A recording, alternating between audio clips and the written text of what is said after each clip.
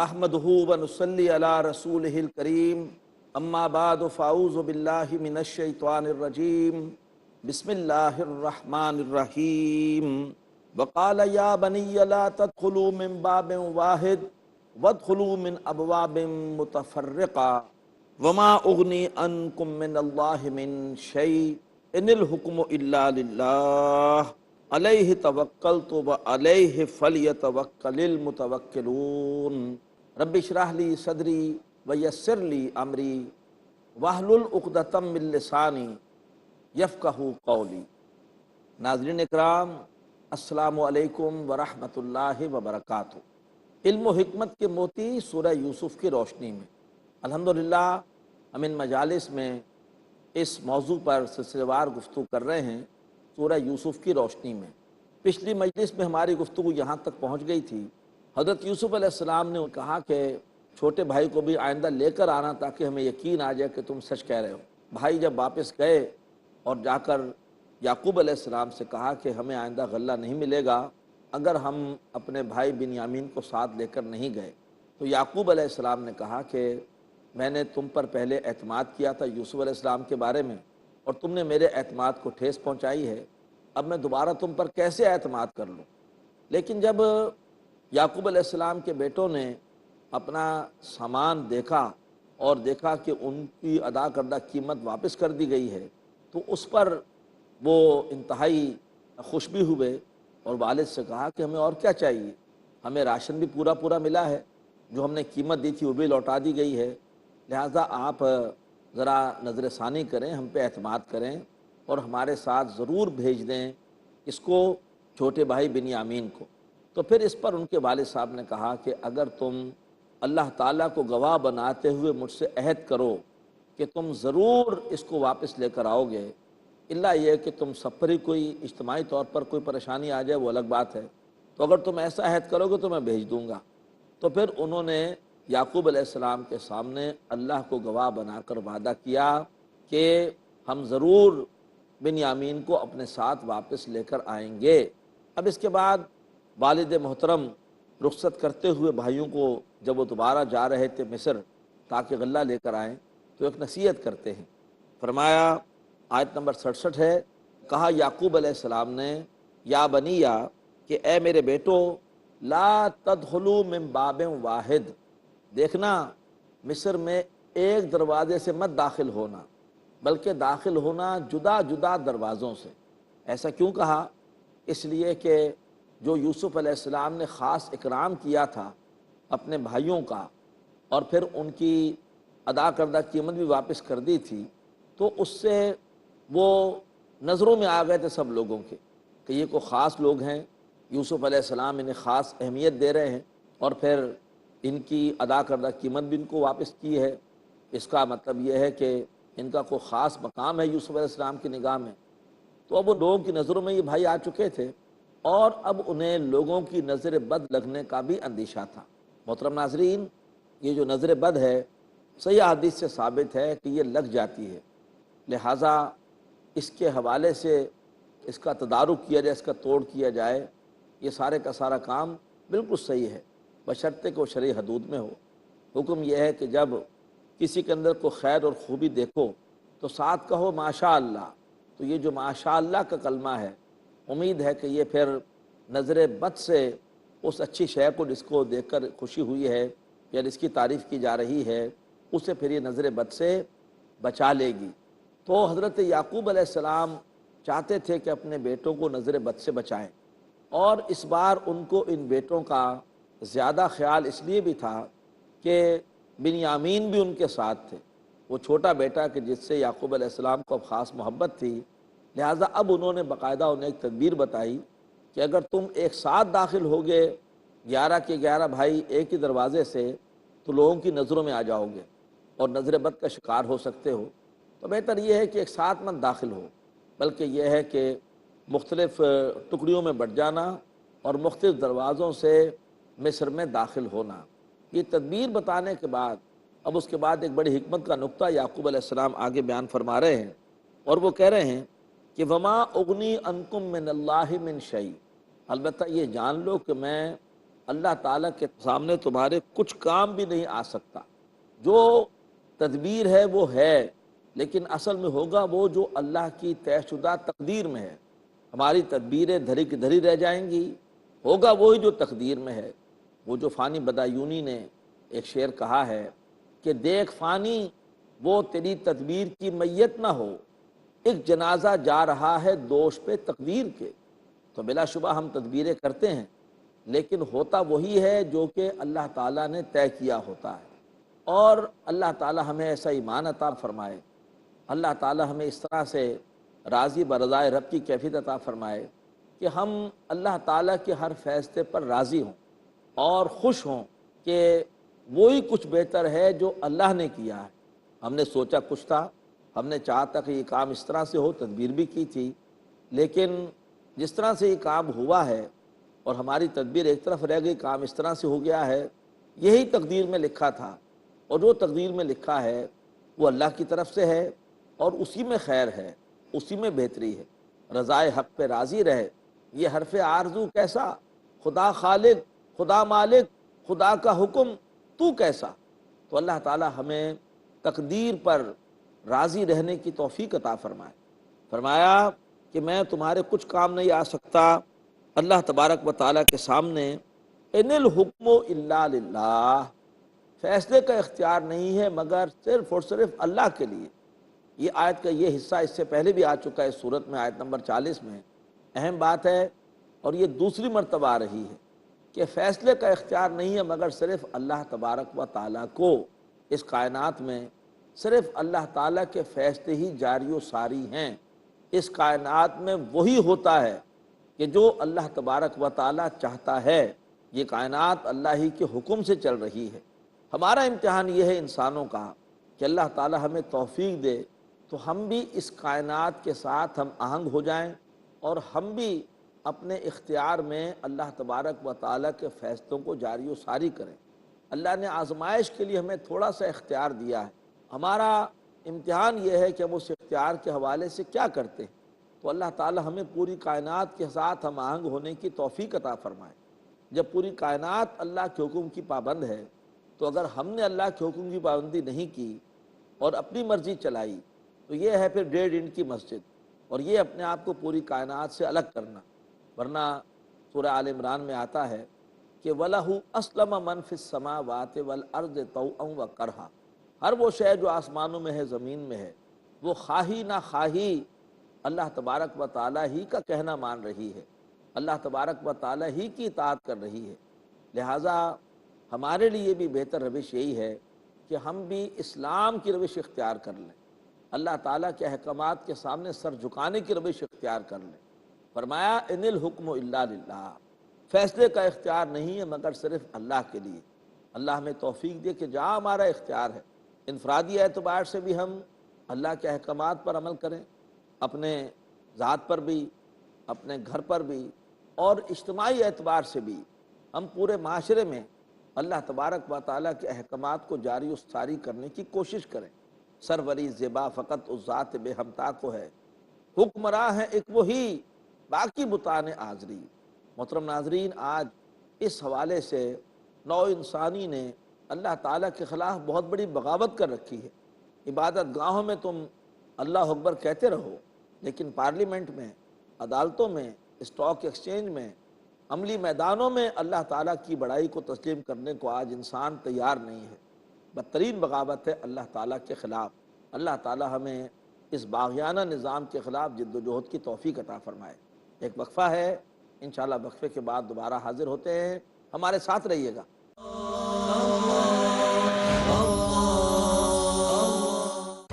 جو احادیث سمجھ کر عمل کرتے ہیں وہ رب کے بہت ہی عزیز ہوتے ہیں۔ اللہ رب العزت نے نبی اکرم صلی اللہ علیہ وسلم کو اس دنیا میں بھیجا کہ آپ وہ قرآن مجید جو زندگیوں کو بدلنے کے لیے اترا ہے، مطالعہ کی گہرائی میں، دلیل کی روشنی میں، صداقت کے میزان پہ، جو دنیا کے سارے مسائل کا حل ہے، اس قرآن مجید پر نبی اکرم صلی اللہ علیہ وسلم خود عمل کر کے دکھا دیں۔ احادیث کی سمجھ ہر مسلمان کے لیے لازمی ہے۔ نبی اکرم صلی اللہ علیہ وسلم کی زندگی یہ قرآن مجید کی ایکسپلینیشن ہے، اس کی تشریح ہے، اس کی تعبیر ہے۔ مولانا ولی اللہ سعیدی۔ ہماری ذمہ داری یہ بنتی ہے کہ نبی اکرم صلی اللہ علیہ وسلم کی اطاعت ہم کریں، اطاعت ہم کریں۔ سمجھیے رسول اللہ سے جڑی وہ تمام باتیں جن پر عمل کر کے مومنین ہوتے ہیں اللہ کے قریب۔ تفہیم حدیث ہر جمعہ رات 8:30 بجے اور دوبارہ دوپہر 1 بجے انڈیا میں پیس ٹی وی اردو پر۔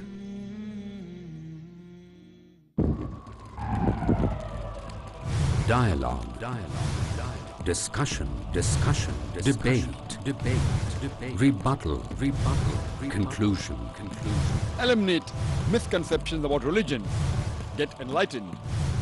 Witness Dr. Zakir Naik in a battle of words in Crossfire. ہر اتوار رات 8:30 بجے اور دوبارہ صبح 8:30 بجے انڈیا میں پیس ٹی وی اردو پر۔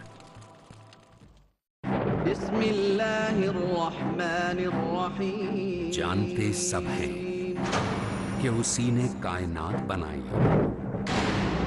مگر اس کا شریک ٹھہراتے ہیں، اوروں کے آگے ہاتھ پھیلاتے ہیں۔ مولانا محمد طاہر مدنی۔ کہیں ایسا نہ ہو کہ ہاتھ سے نکل جائے جنت، اس لیے کیجئے صرف اور صرف اللہ ہی کی عبادت۔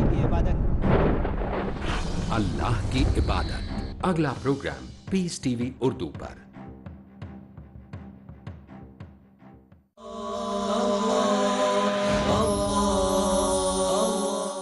محترم ناظرین، وقفے کے بعد ایک بار پھر خوش آمدید اور السلام علیکم ورحمۃ اللہ وبرکاتہ۔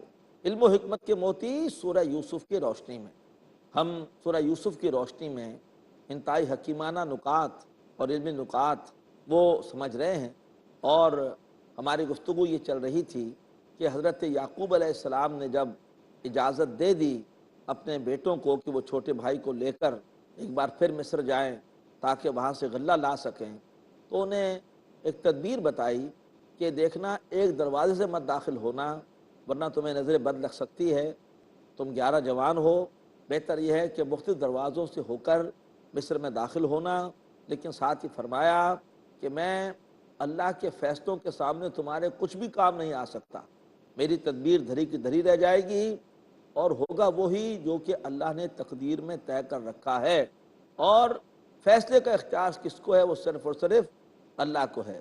ان الحکم الا للہ علیہ توکلت، اور میں اللہ تبارک و تعالیٰ ہی پر بھروسہ کرتا ہوں، وعلیہ فلیتوکل المتوکلون، اور چاہیے کہ بھروسہ کرنے والے اللہ تبارک و تعالیٰ ہی پر بھروسہ کریں۔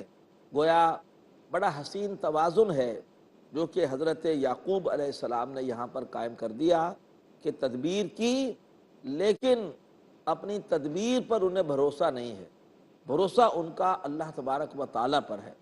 وہ کہتے ہیں کہ میں تدبیر تو کر رہا ہوں لیکن میری تدبیر سے کچھ نہیں ہوگا، ہوگا وہ جو اللہ تبارک و تعالیٰ چاہے گا، تو لہٰذا میں اس پر بھروسہ کرتا ہوں، اور چاہیے کہ بھروسہ کرنے والے اللہ ہی پر بھروسہ کیا کریں۔ اللہ پر بھروسہ کریں گے تو کبھی مایوس نہیں ہوں گے، اور اگر بھروسہ کریں گے اسباب پر تو پھر انہیں لازماً مایوسی کا سامنا کرنا پڑے گا۔ اللہ کا در ہے کہ جہاں پر مایوسی نہیں ہے اس کے علاوہ اور کوئی در ایسا نہیں ہے کہ انسان جس پر پوری طرح سے اعتماد کر سکے۔ وَمَن يَتَوَكَّلْ عَلَى اللَّهِ فَهُوَ حَسْبُهُ، جو اللہ پر بھروسہ کرتا ہے تو پھر اللہ تبارک و تعالیٰ اس کے لیے کافی ہے۔ اب یہ اگلا منظر شروع ہو رہا ہے، اور اب بھائی ایک بار پھر حضرت یوسف علیہ السلام کے دربار میں پہنچ رہے ہیں، ان کے سامنے حاضر ہو رہے ہیں۔ فرمایا وَلَمَّا دَخَلُوا مِنْ حَيْثُ أَمَرَهُمْ أَبُوهُ، اور پھر جب یوسف علیہ السلام کے بھائی یا یعقوب علیہ السلام کے بیٹے داخل ہوئے مصر میں اسی طریقے پر جس طریقے پر کہ ان کے والد نے حکم دیا تھا۔ کیا یہاں سے نقطہ ملا کہ ہمیں شرعی امور میں، جائز امور میں جہاں پر کوئی خلاف ورزی نہ ہو شریعت کی، ہمیں اپنے والدین کی بات ماننی چاہیے۔ والدین ہمارے خیر خواہ ہوتے ہیں، اور حدیث میں آتا ہے کہ اللہ کی رضا والد کی رضا میں ہے، اللہ کی ناراضگی والد کی ناراضگی میں ہے۔ تو اگر والد کوئی نصیحت کریں، کوئی ہدایت دیں، اور اگر ان کی نصیحت اور ہدایت کوئی شریعت کے خلاف نہ ہو، اس سے کوئی اللہ اس کے رسول کی نافرمانی نہ ہوتی ہو، تو پھر چاہے وہ نصیحت ہمیں پسند ہو یا نہ ہو والد کی یا والدین کی، ہمیں بہرحال اس کے مطابق ہی عمل کرنے کی کوشش کرنی چاہیے۔ فرمایا کہ جب وہ داخل ہوئے اسی طریقے پر جیسے کہ ان کے والد نے حکم دیا تھا، ما کانا یغنی عنہم من اللہ من شیء، اور ان کے والد ان کے کچھ بھی کام نہیں آ سکتے تھے اللہ کے سامنے، الا حاجتن فی نفس یعقوب قضا، بس صرف ایک احتیاط تھی جو حضرت یعقوب علیہ السلام کے جی میں آئی، اور اس کے مطابق انہوں نے فیصلہ کر دیا۔ تو لہٰذا ہماری تدبیروں کی کوئی حیثیت نہیں ہے، ہونا وہی ہے جو اللہ تبارک و تعالیٰ نے کرنا ہے۔ تو فرمایا کہ ایک احتیاط تھی جو حضرت یعقوب علیہ السلام کے جی میں آئی، انہوں نے اس کے مطابق ایک فیصلہ کیا اور اپنے بچوں کو اس فیصلے کے حوالے سے ہدایت دی۔ وَإِنَّهُ لَذُو عِلْمٍ لِّمَا عَلَّمْنَاهُ، اور بے شک حضرت یعقوب علیہ السلام بڑے صاحب علم تھے، اس علم کی بنیاد پر جو کہ ہم نے ان کو دیا تھا۔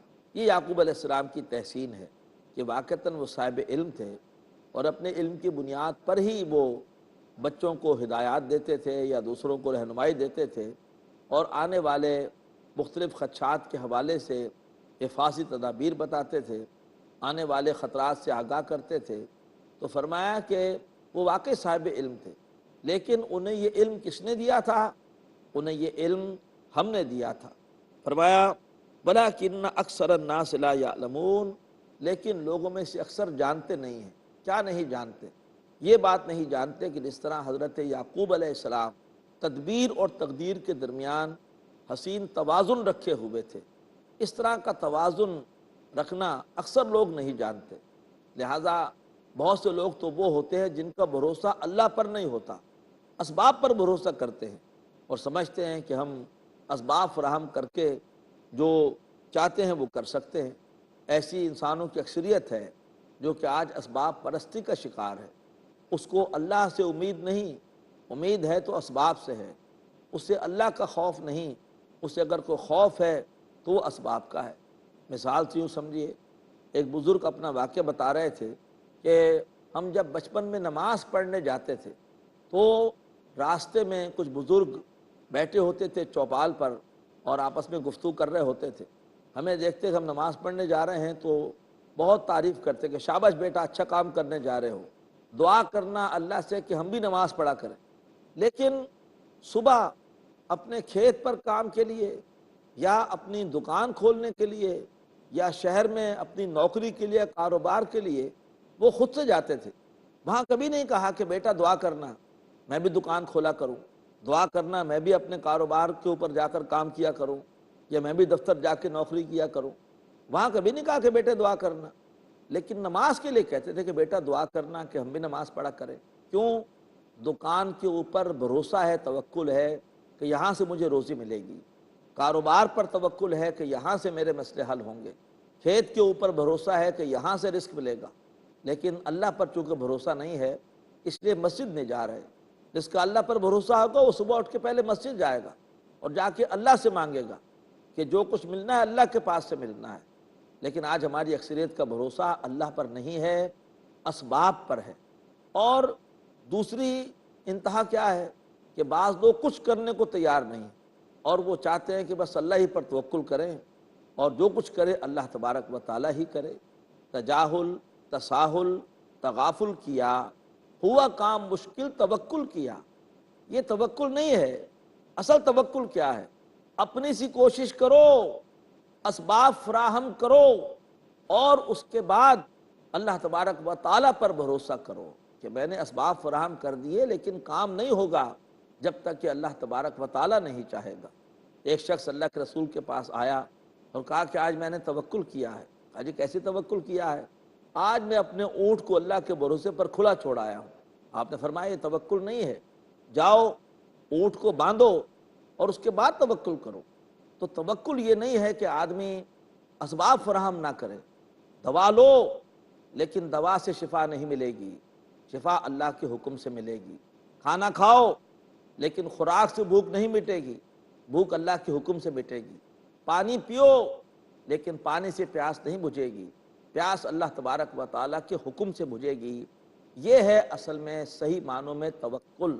تو فرمایا کہ اِنَّهُ لَذُو عِلْمٍ لِّمَا عَلَّمْنَاهُ، حضرت یعقوب علیہ السلام واقعتاً بڑے صاحب علم تھے، لیکن کس علم کی بنیاد پر؟ جو کہ ان کو اللہ نے دیا تھا۔ اللہ تعالیٰ ہمیں بھی ایسا علم عطا فرمائے۔ فرمایا وَلَٰكِنَّ أَكْثَرَ النَّاسِ لَا يَعْلَمُونَ، لیکن لوگوں میں سے اکثر یہ علم نہیں رکھتے اور کسی ایک انتہا پر ہوتے ہیں، یا تو ان کا سارا بھروسہ تدبیروں پر ہوتا ہے اور یا پھر ان کا سارا بھروسہ تقدیر پر ہی ہوتا ہے اور تدبیر کرنے کے لیے تیار نہیں ہوتے۔ خبر نہیں کیا ہے نام اس کا، خدا فریبی کے خود فریبی، عمل سے فارغ ہوا مسلمہ، بنا کے تقدیر کا بہانہ۔ تقدیر میں ایسے لکھا ہے، یوں ہے، یہ بہانہ بنا کر کچھ کرنے کو تیار نہیں ہے۔ کرو جو کر سکتے ہو کرو، صرف دعاؤں پر اکتفا نہ کرو، اپنی سی محنت پوری کرو، لیکن اپنی اس محنت پر اعتماد نہ کرو بلکہ اعتماد اللہ تعالیٰ پر کرو۔ فضائے بدر پیدا کر، فرشتے تیری نصرت کو اتر سکتے ہیں گردوں سے، قطار اندر قطار اب بھی۔ بدر میں اپنے 313 ساتھی لا کر پیش تو کر دو، ٹھیک ہے تعداد کم ہے، ٹھیک ہے گھوڑے صرف 2 ہیں، تلواریں صرف 8 ہیں، وہاں 700 اونٹ ہیں، ادھر 70 اونٹ ہیں، ٹھیک ہے اسباب کم ہیں، لیکن جو اسباب فراہم کر سکتے ہو وہ تو فراہم کرو۔ اس کے بعد اللہ تبارک و تعالیٰ سے دعا کرو، جیسے نبی پاک صلی اللہ علیہ وسلم نے بدر کی رات اللہ تعالیٰ سے طویل دعا کی اور اللہ تبارک و تعالیٰ نے پھر ثابت کر دیا کہ اصل اہمیت اللہ تعالیٰ کی مدد کی ہے نہ کہ اسباب کی ہے۔ کم من فئۃ قلیلۃ غلبت فئۃ کثیرۃ باذن اللہ، کتنی بار ایسا ہوا ہے کہ چھوٹی جماعت غالب آ گئی ہے بڑی جماعت پر اللہ کے اذن سے۔ اہمیت تعداد کی نہیں ہے، اہمیت اسباب کی نہیں ہے، اہمیت اللہ تبارک و تعالیٰ کی مدد کی ہے، اللہ تبارک و تعالیٰ کے اذن کی ہے۔ تو فرمایا کہ یعقوب علیہ السلام نے تدبیر کی، اپنے بیٹوں سے کہا کہ تم نے ایک پورے جتھے کی صورت میں مل کر داخل نہیں ہونا، ورنہ لوگوں کی نظروں میں آؤ گے، اور پہلے ہی تمہارا مصر میں اکرام ہوا ہے، لوگوں کی نظروں میں ہو تو نظر بد تمہیں لگ سکتی ہے، جدا جدا دروازوں سے داخل ہو۔ لیکن ساتھ ہی کہہ دیا کہ یہ میری تدبیر ہے، ہونا وہی ہے جو کہ ہوگا تقدیر میں، جو اللہ تبارک و تعالیٰ چاہے گا۔ لیکن فرمایا وَلَٰكِنَّ أَكْثَرَ النَّاسِ لَا يَعْلَمُونَ، لیکن لوگوں میں سے اکثر جانتے نہیں ہیں۔ لہٰذا ہم اللہ تعالیٰ سے ویسے تو بہت کچھ مانگتے ہیں، مال بھی مانگتے ہیں اور دنیا کی خوشحالی بھی مانگتے ہیں، اپنے بہت سارے مسائل کا حل بھی مانگتے ہیں۔ ہمیں اللہ سے دعا کرنی چاہیے کہ اللہ تعالیٰ ہمیں علم نافع عطا فرمائے۔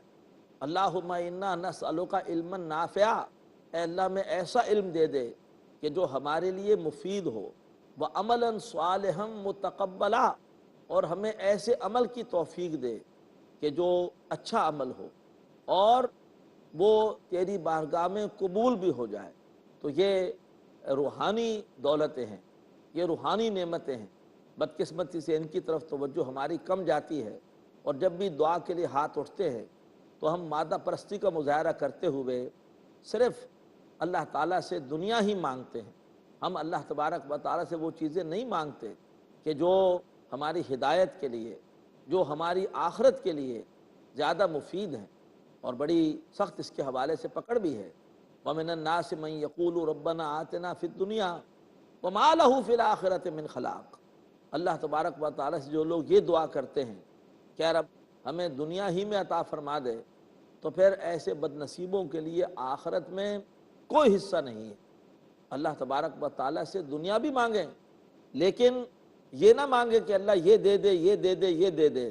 اللہ تبارک و تعالیٰ کو معین چیز بتانے کی ضرورت نہیں ہے، بلکہ کہا جائے کہ ربنا آتنا فی الدنیا حسنہ، اے رب ہمیں دنیا میں بھلائی عطا فرما، وفی الآخرۃ حسنہ، اور ہمیں آخرت میں بھی بھلائی عطا فرما، وقنا عذاب النار، اور ہمیں آگ کے عذاب سے بچا لے۔ ورنہ انسان اگر بلائی کے بجائے اللہ سے معین طور پر کوئی چیز مانگے تو پھر یہ کیفیت بھی ہو سکتی ہے۔ فرمایا کہ وَيَدُ الْإِنسَانُ بِالشَّرِّ دُعَاءَهُ بِالْخَيْرِ، انسان اللہ تعالیٰ سے شر مانگ بیٹھتا ہے حالانکہ اس کی دعا خیر کی ہوتی ہے، کیونکہ انسان جانتا نہیں ہے، اللہ جانتا ہے۔